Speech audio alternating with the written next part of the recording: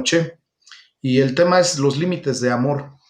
Ese es el tema que vamos a estar atendiendo el día de hoy y pues les voy a pedir que por favor estén atentos ahí al libro de Proverbios 7 del 1 al 5 y el Evangelio según Lucas del capítulo 1 de los versículos 1 al 25.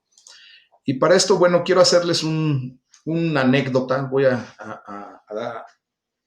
comentarles que hace un tiempo atrás, hace unos años, este, eh, fui invitado a participar en un partido de fútbol. A mí honestamente no me gusta el fútbol y en ese partido, curiosamente a mí me invitaron, pero no como para jugar, porque obviamente ni sabía, sino para ser técnicamente el árbitro, porque curiosamente cuando empezaba el partido, pues no llegaba el que vendría a fungir como árbitro y pues el partido no podía esperar más, entonces agarran y me dicen, pues tú ayúdanos en ese sentido. Entonces me presionaron de tal manera para que yo supliera al árbitro, pero pues yo no tenía ni silbato, no había marcas para los límites del campo, no estaban bien organizadas las esquinas y mucho menos el manchón del tiro penal. Entonces, yo no sabía realmente de bien a bien pues la reglamentación de un partido de fútbol, solamente lo que había de alguna manera aprendido en algún momento, pero que propiamente no cubría las necesidades propias de un árbitro para poder fungir como tal en un partido de fútbol. Entonces, pues como ustedes se podrán imaginar, el partido de fútbol pronto cayó en un caos increíble. Algunos gritaban diciendo que el balón estaba ya dentro de la portería, que había sido gol. Otros, obviamente, el equipo al que se supone que le habían metido el gol decían que no, que estaba fuera de la raya de meta. Y pues yo, sinceramente, no estaba ni siquiera seguro de lo que estaba sucediendo allí, por lo que dejaba que la situación siguiera su curso. Después comenzaron las faltas, ¿verdad? Obviamente se empieza a calentar el ánimo de los jugadores y algunos decían falta, falta, y otros decían no, no hay falta. Y yo, pues desgraciadamente no sabía quién tenía la razón porque no conocía de los límites de las condiciones de lo que es el reglamento de un partido de fútbol. Entonces, al no saber quién tenía la razón, yo dejé que el juego siguiera como iba saliendo propiamente. Luego, cuando los jugadores empezaron a golpearse severamente, pues empezó a haber accidentados, lesionados. Y cuando de repente llega el árbitro, el que iba a ser el árbitro, ¿verdad? Pues ya había varios lesionados, tirados en el suelo, muchas personas gritando y obviamente, como ustedes se imaginarán, la gritadera era en contra mía. Me recordaban constantemente a mi progenitora, ¿verdad? Con un lenguaje no muy florido, que digamos. Y pues en el momento en que llegó el árbitro, le dije, ¿sabes qué? Hay hasta bolas, yo ahí nos vemos, ¿no? Y de inmediato, curiosamente, cuando el árbitro hizo sonar su silbato, volvió a organizar la condición, rearmó a los equipos, tú en tu lugar, tú en tu otro lugar, llamó a los capitanes de cada equipo y les empezó a hacer una serie de observaciones con respecto a los límites y a las, ¿cómo se llama? Reglas que existen para un partido de fútbol. Y en menos de lo que les estoy comentando todo esto, hermanos, el árbitro puso un control absoluto de la situación. Los jugadores empezaron realmente, yo vi cómo empezaron realmente a disfrutar del juego, del partido de fútbol. ¿Por qué? Porque empezaron a tener los límites que los llevaban a tener una condición correcta en ese partido. Entonces, la pregunta sería, fíjense bien, ¿los jugadores eran más libres sin las reglas o verdaderamente eran menos libres sin ellas? ¿Tú qué piensas? ¿Ustedes qué piensan? ¿Los jugadores disfrutaban del partido cuando no había reglas y hacían lo que les venía en gana? ¿O verdaderamente empezaron a disfrutar del partido, del deporte, cuando observaron ciertas reglas y ciertos límites? Fíjense bien que sin ninguna autoridad efectiva, pues ellos podían hacer lo que quisieran. Y el resultado fue que los jugadores estaban confundidos y o varios de ellos resultaron lesionados, como lo comenté. Y la pasaron honestamente mucho mejor y disfrutaron del partido, disfrutaron del deporte cuando el juego se llevó a cabo de acuerdo con las reglas propias del fútbol. Porque dentro de esos límites fueron libres para disfrutar del juego. ¿Por qué? Porque había, ¿verdad? Cada equipo tenía sus límites, tenían el reglamento que los hizo ordenadamente llevar a cabo ese deporte. Entonces, las reglas del fútbol no están diseñadas para quitarle la diversión al juego o al deporte. Propiamente se pensaron para permitir que el juego pudiera disfrutarse al máximo. Con este comentario, hermanos, quiero hacerles énfasis en que las reglas de Dios son los límites que Él diseñó para la vida, para que nosotros pudiéramos convivir sanamente los unos con los otros aquí en este mundo, en esta tierra. Y esos límites, esas reglas, surgieron por el gran amor de Dios por nosotros, porque su amor lo lleva a que tú y yo nos podamos convivir correctamente, que yo no sobrepase tus límites, que yo no sobrepase las reglas que Dios pone, porque si yo lo hago, desgraciadamente estoy empezando a afectarte, o si tú lo haces en contra mía, pues tú me empezarás a afectar. Entonces, seguir las reglas de Dios es el camino hacia una vida en toda su plenitud. Y es cuando nosotros seguimos las reglas de Dios, cuando los límites que Dios estableció en nuestras vidas nos permiten verdaderamente disfrutar plenamente de esta vida, hermanos. Los límites de Dios nunca están diseñados para restringir nuestra libertad, sino que verdaderamente estos límites son los que nos dan libertad. ¿Sí? Entonces, al igual que las reglas del fútbol, pues las reglas de Dios no impiden que podamos disfrutar del juego. Por el contrario, hermanos, permiten que el juego de la vida se disfrute al máximo, cuando estamos dentro de los límites, de los parámetros que Dios estableció para nuestras vidas. Entonces, vamos a estudiar en el libro de los Proverbios, en el capítulo 7, del versículo 1 al 5, para efecto de comprender lo que estamos hablando. Y aquí vamos a ver cuáles son los límites de amor que Dios puso para nuestras vidas. Y dice la palabra de Dios: Hijo mío, guarda mis razones y atesora contigo mis mandamientos. Guarda mis mandamientos y vivirás. Y mi ley, como las niñas de tus ojos, lígalos a tus dedos. Escríbelos en la tabla de tu corazón. Di a la sabiduría, tú eres mi hermana, y a la inteligencia llama parienta, para que te guarden de la mujer ajena y de la extraña que ablanda sus palabras. Amén. Fíjense entonces, vamos a estudiar esto. Primeramente, Dios no nos invita a seguir sus leyes. No hace una invitación, hermanos. Él ordena que lo hagamos. Una cosa es que te inviten a hacer algo y que tú pues tomes decisión si lo quieres o no lo quieres hacer, si quieres aceptar o no o aceptar la invitación. Pero cuando viene una orden, pues ya es una condición diferente, en donde no está a consideración tuya. Es una condición que tú tienes que cumplir y ya, ¿verdad? Pero fíjense bien, no son mandamientos dictados o dados por un dictador o por un ogro, sino que son mandamientos de amor, diseñados para asegurar justicia, paz y plenitud de vida entre cada uno de nosotros. Por lo tanto, el escritor de Proverbios es como un padre que anima a sus hijos y les transmite los mandamientos de Dios. Él está constantemente apoyando a sus hijos, urgiéndolos del siguiente modo y les dice: guarda en tu mente mis mandamientos, cumple mis mandatos y vivirás, cuida mis enseñanzas como a la niña de tus ojos. ¿Qué tanto cuidamos verdaderamente la niña de nuestros ojos, hermanos? Es algo preciado, ¿verdad? Tener una vista sana, Entonces dice, grábate sus mandamientos en la mente. Y es lo que hace el Espíritu Santo.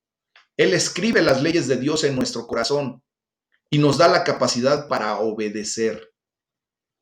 Entonces, tú y yo tendremos que llegar a ese nivel. Los mandamientos de Dios traen sabiduría y la sabiduría debería ser como nuestra hermana. ¿Mm? Ella nos ofrece inteligencia y previene que no nos metamos en problemas. Esos son los primarios límites que pone Dios para nuestras vidas. Al obtener la sabiduría que viene de lo alto, vamos a tener una inteligencia mayor. Y esa inteligencia nos va a llevar a entender lo que el Espíritu Santo de Dios está poniendo en nuestro corazón como límites, como ordenanzas, como mandamientos, para que no nos metamos en problemas, hermanos. Tú y yo, todos nosotros hemos vivido sin Cristo durante un tiempo de nuestra vida, cuando nosotros no teníamos temor de Dios y hacíamos lo que queríamos, honestamente. ¿Y en cuántos problemas nos metimos? Sinceramente. ¿Cuántas veces dañamos nuestro corazón por haber decidido en un libertinaje hacer cosas que no convienen, que no edifican, que no nos van a traer ningún beneficio? ¿Y cuántas veces hemos lastimado tristemente a terceras personas? Y más triste es cuando lastimamos a la gente que decimos que amamos, porque no nos sometimos a los límites, no quisimos obedecer reglas y traspasamos esa reglamentación y entonces herimos a la gente que nos rodea. Entonces, hoy el Señor nos está poniendo límites, nos está diciendo que Él puso límites en nuestras vidas, pero por amor, para que tú y yo pudiéramos transitar en esta vida, en nuestras relaciones interpersonales, en nuestras relaciones afectivas, de una manera correcta, ¿verdad? Entonces tenemos que darle gracias a Dios y decirle, amoroso Espíritu Santo de Dios, has escrito tus leyes en mi corazón.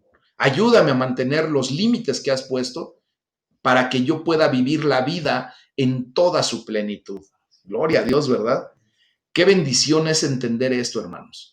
Porque honestamente cuando comprendemos esto, llegamos a experimentar la vida plena que Jesucristo ofrece. Juan 10:10 dice que el ladrón, o sea, Satanás, vino para robar, matar y destruir.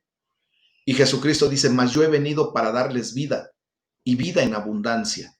Esa vida de abundancia la podemos vivir solamente cuando nos sometemos a los límites que Dios establece. Porque si no, hermanos, nos desbordamos y nos vamos de filo, ¿verdad?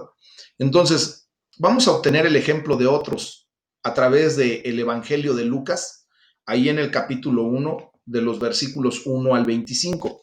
Te voy a invitar a que lo busques y vamos a leerlo, ¿ok? Y dice la palabra de Dios. Es el inicio del Evangelio según Lucas. Dice, puesto que ya muchos han tratado de poner en orden la historia de las cosas que entre nosotros han sido ciertísimas, tal como nos lo enseñaron los que desde el principio lo vieron con sus ojos y fueron ministros de la palabra, me ha parecido también a mí, después de haber investigado con diligencia todas las cosas desde su origen, escribírtelas por orden, oh excelentísimo Teófilo, para que conozcas bien la verdad de las cosas en las cuales has sido instruido. Y esta palabra ahora ya no es para Teófilo, es para ti y para mí, ¿verdad? Lucas, el doctor, un médico de profesión, se aseguró de investigar lo que se decía en aquellos tiempos y lo escribió de tal manera para que ahora nosotros pudiésemos conocer, ¿verdad? La verdad de las cosas en las que nos hemos estado instruyendo poco a poco a través de la palabra de Dios, a través de estos devocionales, por ejemplo. Y dice el versículo 5 de Lucas 1, hubo en los días de Herodes, rey de Judea, un sacerdote llamado Zacarías, de la clase de Abías. Su mujer era de las hijas de Aarón y se llamaba Elizabeth. Ambos eran justos delante de Dios y andaban irreprensibles en todos los mandamientos y ordenanzas del Señor. Pero no tenían hijo, porque Elizabeth era estéril y ambos eran ya de edad avanzada. Aconteció que ejerciendo Zacarías el sacerdocio, delante de Dios según el orden de su clase, conforme a la costumbre del sacerdocio, le tocó en suerte ofrecer el incienso entrando en el santuario del Señor. Y toda la multitud del pueblo estaba fuera orando a la hora del incienso. Y se le apareció un ángel del Señor puesto en pie a la derecha del altar del incienso. Y se turbó Zacarías al verle y le sobrecogió temor. Pero el ángel le dijo: Zacarías, no temas, porque tu oración ha sido oída. Y tu mujer Elizabeth te dará a luz un hijo y llamarás a su nombre Juan.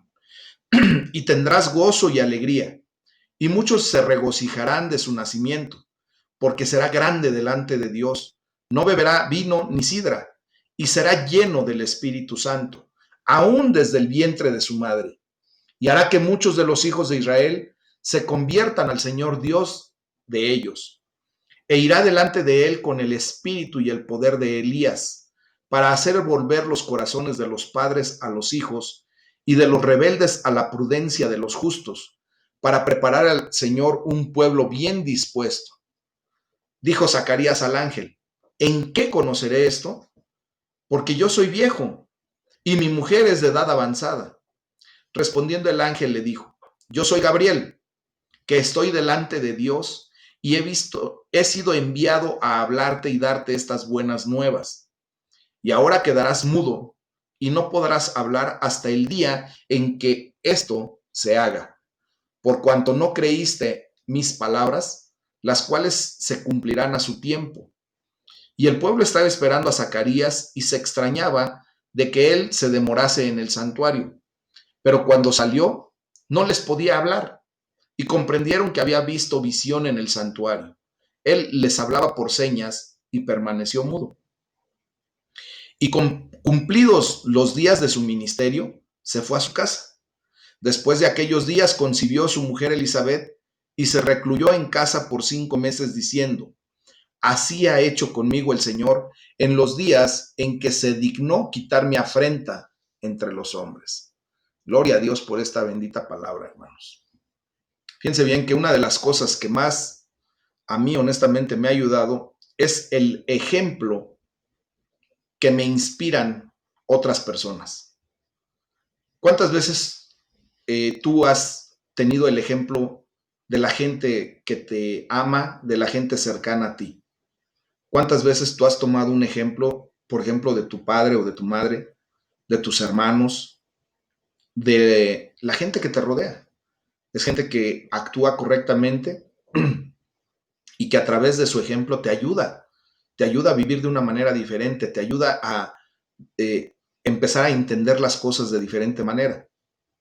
Y a veces es la gente más adulta, la gente mayor la que nos enseña mucho, ¿verdad?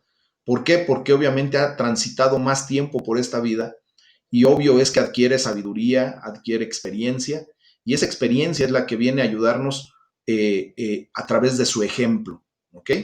Entonces, al igual que Zacarías y Elizabeth, pues esas personas que nos pueden dar un ejemplo, los podemos ver que pueden llevar una vida recta e intachable delante de Dios.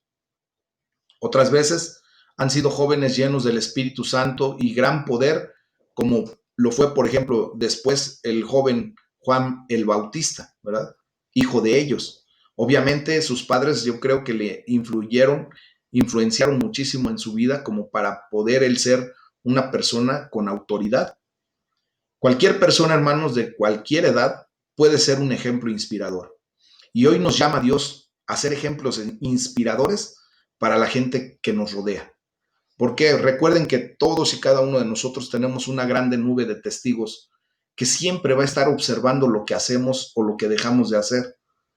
Por lo tanto, hermanos, nosotros tenemos que ser ejemplo y un ejemplo vivo del poder de Dios, de que Dios obra en nuestras vidas, de que Dios nos transforma, de que Dios verdaderamente nos ama y porque nos ama nos corrige.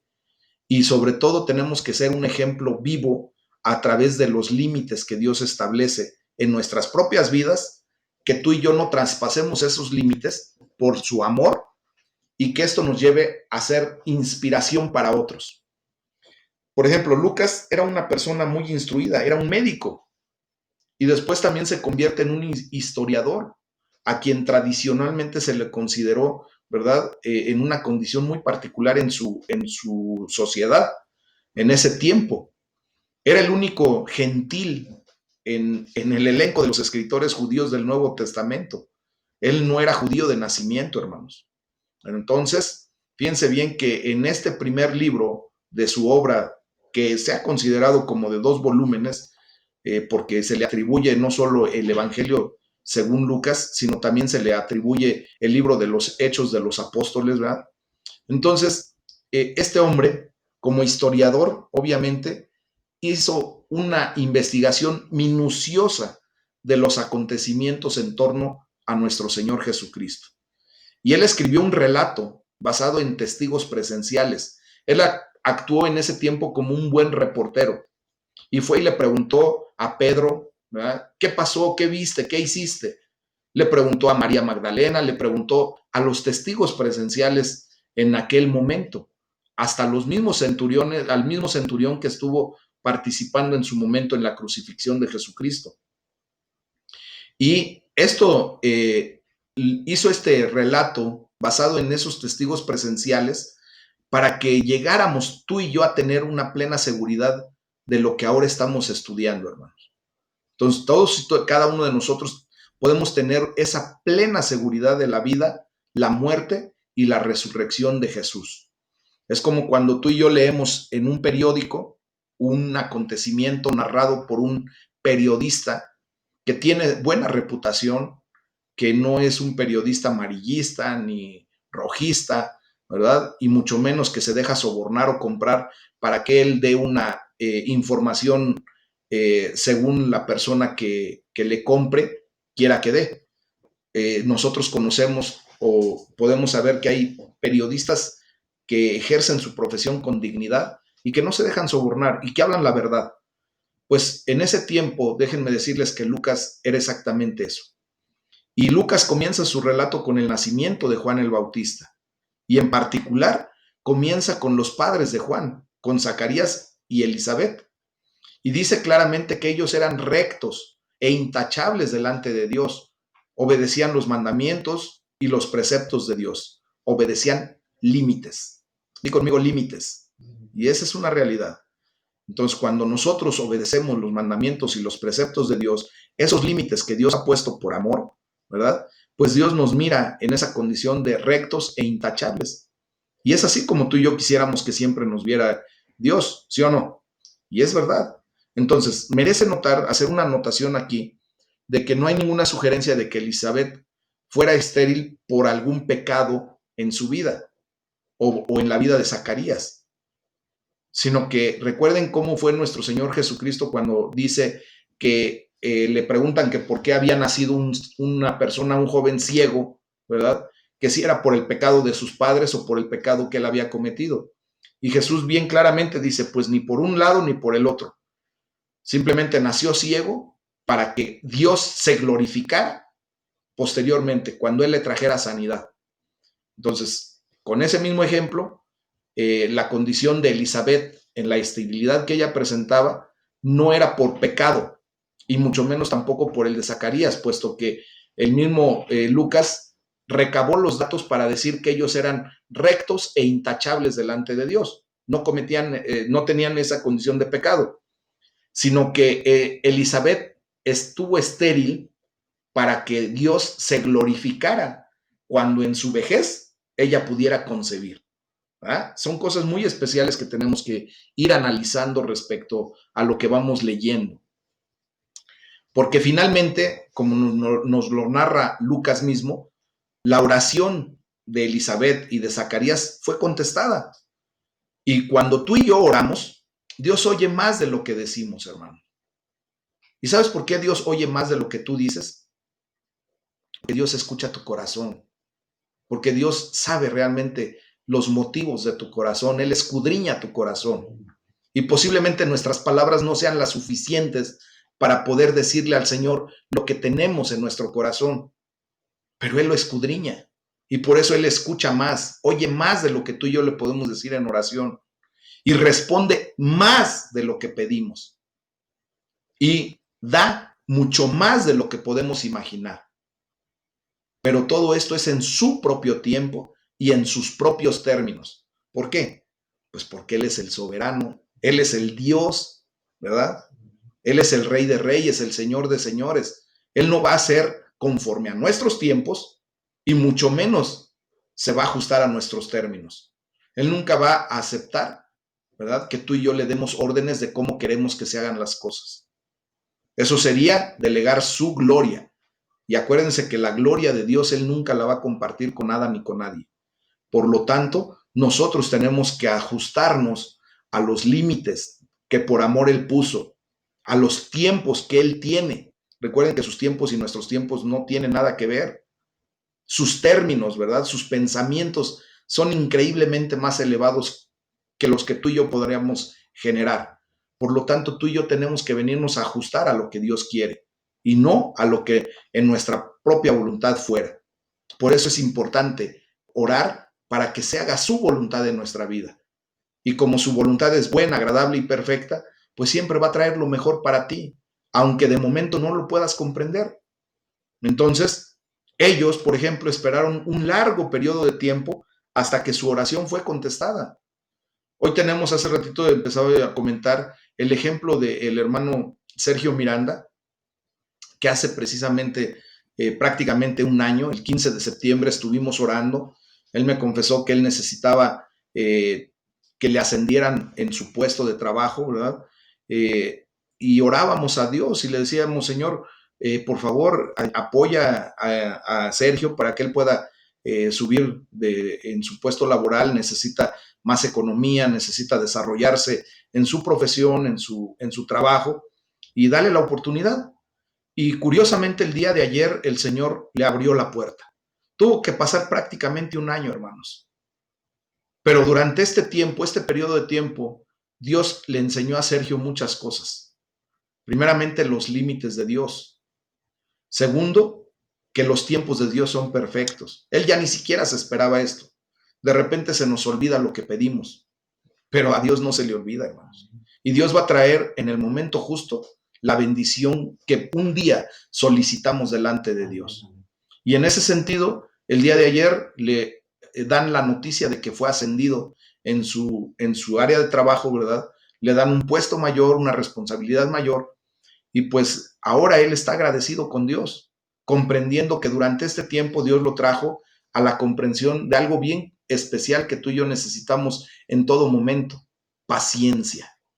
Yo creo que en los primeros días después del 15 de septiembre de hace un año, él posiblemente en su impaciencia decía, pues no, Dios no me escuchó y Dios no va a hacer nada por mí. Pero el día de hoy que le dan esa noticia, cuando él ya ni siquiera se le esperaba, pues obviamente Dios lo trajo a obrar en paciencia. Seguramente llegó el momento en que él dijo, yo voy a aprender a esperar en paciencia lo que Dios determine para mi vida. Y es un ejemplo que les estoy dando, ¿verdad? Entonces, quiero decirles que cuando tú y yo aprendemos a esperar, ¿verdad?, en el tiempo perfecto de Dios, nuestras oraciones van a ser contestadas. Si Dios te hace esperar, hermanos, quiero decirte que no estás solo. Estás en la mejor compañía, porque si Dios te hace esperar, Él está contigo, apoyándote en esa espera. Y entonces, Dios le concedió a Zacarías y a Elizabeth su pedido, que fue de tener un hijo, que ese hijo les trajo alegría y deleite en los tiempos de su vejez. Gloria a Dios, ¿verdad? Entonces, le dio a Zacarías una visión de lo que ocurriría. ¿Cuántas veces tú has amanecido con un sueño y que lo recuerdas vívidamente? O en su defecto tienes una visión que Dios te permite tener en ese instante. Tienes una impresión espiritual y Dios te está diciendo qué es lo que va a ocurrir adelante. Entonces, Juan el Bautista fue lleno del Espíritu Santo aún desde el vientre de su madre, desde su nacimiento. Y había de reconciliar a los padres con los hijos. Él tenía que hacer eso y guiar a los desobedientes a la sabiduría de los justos, al temor de Dios. Eso es lo que, iba a ocurrir con Juan el Bautista. Entonces, el deseo de Dios es que el mundo regrese a una forma sabia de vivir, que se aleje del caos que procede a la desobediencia de los mandamientos de Dios, que se someta a los límites que Dios establece por amor a nuestras vidas. Y Jesús es el único que hace que esto sea posible.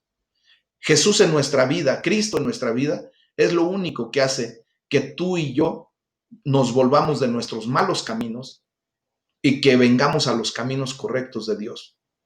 Entonces, Juan el Bautista vino a preparar el camino para Jesús y lo preparó de tal manera que cuando llegó nuestro Señor Jesucristo, aproximadamente 6 meses después del que naciera Juan, pues la gente, cuando Juan empieza su ministerio, empieza a reconocer que el reino de los cielos se había acercado, que enderezaran sus caminos y que se volvieran a Dios, en el temor de Dios, a los límites de Dios.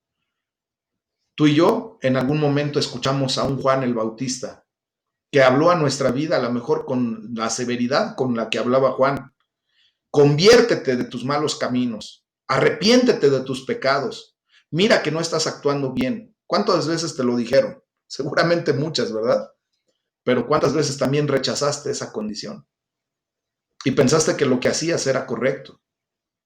Y pensaste que no necesitabas de Dios. Pero llegó el momento en que la misericordia, el amor de Dios empezó a traer los límites a tu vida y empezaste a aceptarlos. Y lo primero que hiciste fue confiar en Jesucristo como tu Señor y Salvador. Y esto abrió las puertas a la bendición que ahora tú y yo tenemos a través de los límites que Dios establece. Y empezamos a actuar de una manera correcta. Empezamos a dejar nuestra antigua naturaleza de ser, empezamos a quitar de nuestra vida todas esas cosas que nos estorban para ser verdaderamente felices, para ser plenos. Y es por eso que tenemos que darle gracias a Dios en todo momento, porque nos da ejemplos que nos inspiran en la palabra de Dios y nos da ejemplos que nos inspiran en la condición de la sociedad actual, de aquellos que viven dentro de los límites de Dios. Seguramente tú tienes algún hermano o hermana en la fe que tú dices, wow, ese hermano qué bien se comporta. ¿Ah? No es perfecto, pero tiene la condición de ir cada vez mejor. A lo mejor es tu líder, a lo mejor es tu pastor, a lo mejor es tu hermano, a lo mejor es la persona que te habló de Cristo. Y esos son los que te tienen que inspirar para que tú te sometas a los límites de Dios y vivas dentro de esos límites y entonces glorifiques el nombre de Dios a través de esa condición. El Señor restaura matrimonios y nos enseña a tener una buena crianza de los hijos. Eso es lo que nos enseñó el proverbio, ¿verdad? Hijo mío, atesora mis mandamientos. Y es lo que ahora tú le vas a tener que enseñar a tus hijos, sean biológicos o sean espirituales, o si tienes hijos adoptivos, gloria a Dios.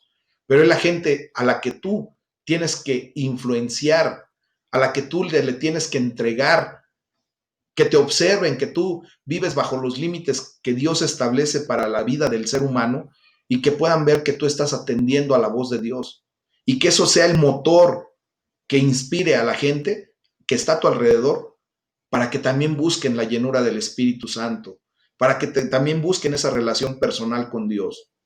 Y eso los lleve a bendición, ¿verdad? Entonces, ¿cómo vamos a entender la bendición de los límites, hermanos? Dios te ama. Y tanto es su amor por ti que Él no quiere que sufras daños y mucho menos que compliques tu vida, ni la vida de los demás, obviamente. Y esa es la razón por la que te ofrece su manual de instrucciones. ¿Cuál es el manual de instrucciones que tenemos? La bendita palabra de Dios, ¿verdad? Y nos advierte de los peligros de vivir fuera de los límites que Él ha establecido por amor. Quiero decirles que el último versículo del libro de Levítico, del capítulo 27, versículo 34, resume de qué trata todo el libro. Y dice, lo voy a citar de esta manera, lo voy a leer en esta versión. Levíticos 27, 34, dice, estos son los mandamientos que el Señor dio a Moisés para los israelitas en el monte Sinaí. Pues déjame decirte que la Biblia, que la bendita palabra de Dios, son los mandamientos que dio, sí, a Moisés, pero para también nosotros. Ahora nosotros somos los israelitas espirituales y lo dio en el monte donde la presencia de Dios era manifiesta. Y sus límites, hermanos, esos mandamientos están diseñados para dar bendición. Nos dan bendición a través de esos mandamientos. Entonces, fíjense bien que la bendita palabra de Dios nos describe los resultados desastrosos cuando nosotros no obedecemos ni ponemos por obra todos esos mandamientos. Cuando rechazamos y menospreciamos las leyes de Dios y sus decretos, y cuando no cumplimos con ninguno de los mandamientos y faltamos así a esa alianza que Dios quiere establecer con nuestras vidas, con cada uno de nosotros. Y entonces viene un decreto y dice, yo también haré con ustedes lo siguiente. Y empieza una serie de condiciones en donde Dios dice, bueno, si tú no me vas a obedecer, te vendrán todas estas cosas. No porque nos maldiga, sino porque nosotros acarreamos maldición a nuestra vida por no atender a los mandamientos de Dios, por salirnos de los límites. Es, por ejemplo, como un padre de familia cuando le dice a sus hijos, miren, dentro del hogar, dentro de esta casa, ¿verdad?, ustedes van a estar protegidos por mí. Yo voy a traer la despensa, va a haber alimento en esta casa, va a haber vestido en esta casa, pero siempre y cuando ustedes no se salgan de estos límites de esta casa, ¿verdad? Pero ¿qué pasa cuando un hijo es desobediente, desordenado, y de repente toma la decisión de salirse de su casa e irse a vivir su vida por aparte? Quiere no tener límites, quiere vivir su vida a su manera y dice, en la casa de mi padre tengo que ajustarme a ciertos mandamientos, a ciertas normas, tengo que levantarme a la hora que él me dice, tengo que hacer las labores que él me dice y yo no quiero hacer nada de eso. Yo quiero vivir libre. Y entonces agarra y se sale y se va de vagabundo, se va a hacer sus cosas, su vida por aparte. Obviamente, cuando está fuera de la jurisdicción de su padre, fuera de lo que es el hogar, pues desgraciadamente su padre no le va a poder dar, ¿verdad?, ni cuidado, mucho menos le va a dar alimento porque no está dentro del hogar. Él se salió y desgraciadamente vienen las consecuencias. Un jovencito cuando decide salirse de su casa piensa que en la calle hay ríos de caldo y árboles de pan, ¿verdad? Y que no le basta más que agarrar y estirar la mano y arrancar un pan y en la calle agarrar una cuchara y estar comiendo caldo de res o caldo de pollo, ¿verdad? Piensan eso. Y se salen de los límites de la casa y empiezan a sufrir las consecuencias. ¿Cuántos jóvenes se dan de topes por haberse salido de su casa en rebeldía? Y es lo que hacemos cuando tú y yo nos salimos de la casa de papá en rebeldía, ¿verdad? Y entonces vemos un mundo caótico que viene como consecuencia. Y muchos jóvenes, mucha gente, muchos de nosotros lo vivimos por el orgullo, por la terquedad, porque nos cuesta, ¿verdad?, humillarnos delante de Dios y reconocer que en sus caminos, que en sus límites, nosotros estábamos 1000 veces mejor. Es como cuando el hijo sabe que regresando va a tener comida, va a tener techo, va a tener vestido, va a tener el amor de sus padres, pero muchas veces por orgullo dice, no, yo no voy a regresar, le voy a demostrar a mi padre que yo puedo. Y en esa terquedad, ¿verdad?, pues se rompe la relación con los padres. En la terquedad en la que tú y yo vivíamos, pues rompimos nuestra relación con Dios. Y aquí es a donde tenemos la gran bendición de que las oraciones, la gran condición de que las oraciones no tienen respuesta. Cuando no hay una relación con Dios, obviamente nuestras oraciones pues no tienen respuesta, hermanos. Es como cuando el hijo que está fuera de su hogar, pues si no tiene una relación con su padre, no habla con él, no tiene contacto con él, pues obvio es que no va a poder obtener nada de lo que el padre pudiera dar, ¿verdad? Entonces, Dios dice que Él endurece el cielo como el hierro y la tierra como el bronce. Es cuando las bendiciones no caen a nuestra vida, no vienen a nuestra vida. La desobediencia, hermanos, es fatigosa, agota las fuerzas, porque vamos contracorriente. Cuando tú y yo somos desobedientes, pues vamos en contra de lo que Dios establece y eso pesa, agota. Y no importa el éxito que podamos alcanzar materialmente o económicamente, eso nunca va a alcanzar a satisfacer nuestra vida plenamente. El Señor dice, comerán, pero no se saciarán. O sea, nunca vamos a tener llenura cuando estamos alejados de los límites de Dios. Y esto se describe, hermanos, de forma literal como las maldiciones por la desobediencia.